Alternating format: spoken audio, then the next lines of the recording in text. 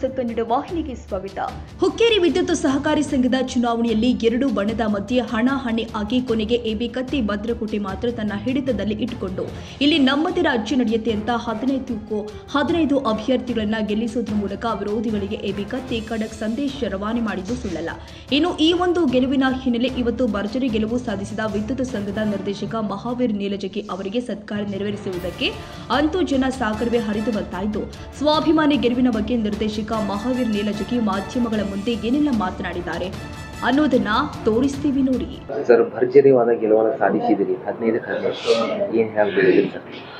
ಪ್ರಥಮವಾಗಿ ಹುಕ್ಕೇರಿ ಗ್ರಾಮೀಣ ವಿದ್ಯುತ್ ಸಹಕಾರಿ ಸಂಘ ಹುಕ್ಕೇರಿ ಕಳೆದ ರವಿವಾರ ನಡೆದ ಚುನಾವಣೆಯಲ್ಲಿ ನಮ್ಮ ಸ್ವಾಭಿಮಾನಿ ಪೆನಲ್ದಿಂದ ರಮೇಶಣ್ಣ ಕತ್ತಿ ಇರಬಹುದು, ಎ.ಬಿ. ಪಾಟೀಲ್ ಸಾಹೇಬ್ ಇರಬಹುದು ಹಾಗೂ ಜನಪ್ರಿಯ ಶಾಸಕ ನಿಖಿಲಣ್ಣ ಕತ್ತಿಯವರ ನೇತೃತ್ವದ ಒಂದು ಪೆನಲ್ ಅನ್ನ 15 ಅನ್ನು ಚುನಾಯಿತಗೊಳಿಸಿದ್ದಕ್ಕಾಗಿ ಮೊಟ್ಟ ಮೊದಲಿಗೆ ನಾನು ಹುಕ್ಕೇರಿ ಗ್ರಾಮೀಣ ವಿದ್ಯುತ್ ಸಹಕಾರಿ ಸಂಘದ ಎಲ್ಲ ಸದಸ್ಯರನ್ನ, ಹುಕ್ಕೇರಿ ತಾಲೂಕಾ ಮತದಾರರನ್ನ ತುಂಬುವುದರಿಂದ ಕೃತಜ್ಞತೆ ಹೇಳಲಿಕ್ಕೆ ಇಚ್ಛೆ ಪಡ್ತೀನಿ.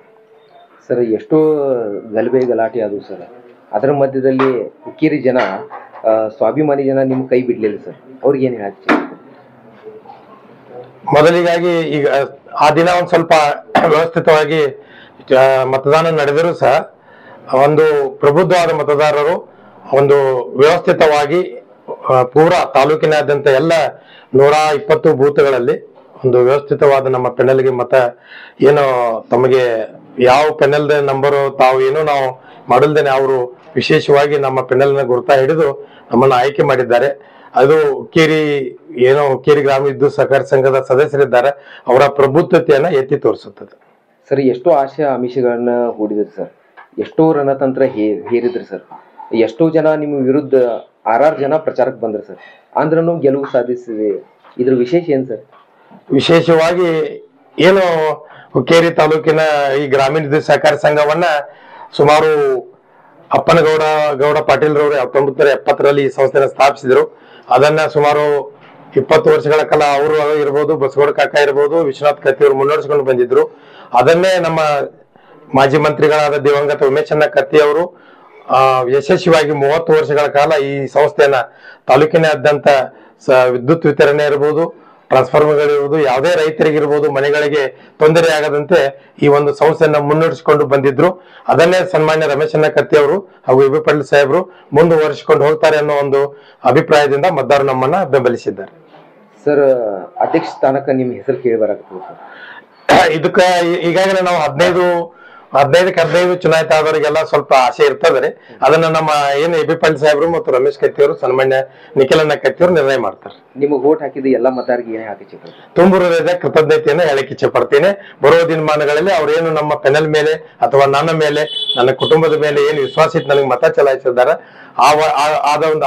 ಅವರ ಒಂದು ಕೃತಜ್ಞತೆ ಜೊತೆ ಹೇಳುವುದರ ಜೊತೆ ಅವರಿಗೆ ನಾನು ಬರುವ ದಿನಮಾನಗಳಲ್ಲಿ ಏನು ಗ್ರಾಮೀಣ ವಿದ್ಯುತ್ ಸಹಕಾರಿ ಸಂಘದಿಂದ ಏನು ಸೌಲಭ್ಯಗಳು ಸಿಗಬೇಕು ಅದನ್ನು ನಾನು ಮನಸಾಪೂರ್ತಿ ಮಾಡಿಕೊಡ್ತೀನಿ ಅಂತ ಹೇಳ್ತೀನಿ.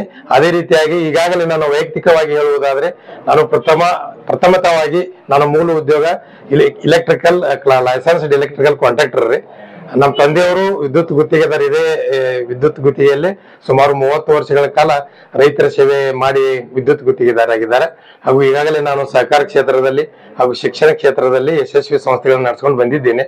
ಇದೇ ರೀತಿ ಇದನ್ನು ಸಹ ಜನರ ಅಭಿಪ್ರಾಯದೊಂದಿಗೆ ಹಾಗೂ ರಮೇಶಣ್ಣ ಕತ್ತಿ ಹಾಗೂ ಎ.ಬಿ. ಪಾಟೀಲ್ ನೇತೃತ್ವದಲ್ಲಿ ಇವನ್ನೆಲ್ಲ ವ್ಯವಸ್ಥೆ ನಡ್ಸ್ಕೊಂಡು ಹೋಗ್ತೀವಿ ಅಂತ ನಾನು ಹೇಳಕ್ಕೆ ಇಚ್ಛೆ ಪಡ್ತೀನಿ. ಸರ್, ಬಿರುಸಿನ ಕನ್ನಡದಲ್ಲಿ 15 ನೀವು ಜಯಬೀರಿ ಬಾರಿಸ್ರಿ ಅಂತ ನಿಮಗೆ ಅಪೇಕ್ಷೆ ಇತ್ತು ಸರ್?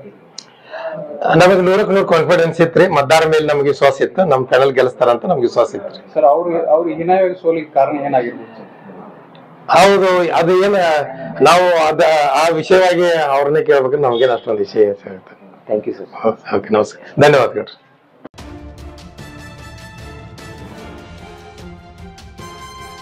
ತಾಜಾ ಸುದ್ದಿಗಾಗಿ MTV ನ್ಯೂಸ್ 24x7ಗೆ ಸಬ್ಸ್ಕ್ರೈಬ್ ಮಾಡಿ ಮತ್ತು ಬೆಲ್ ಐಕಾನ್ ಅನ್ನು ಒತ್ತಿ. ತಪ್ಪದೇ ಲಿಂಕ್ ಶೇರ್ ಮಾಡಿ.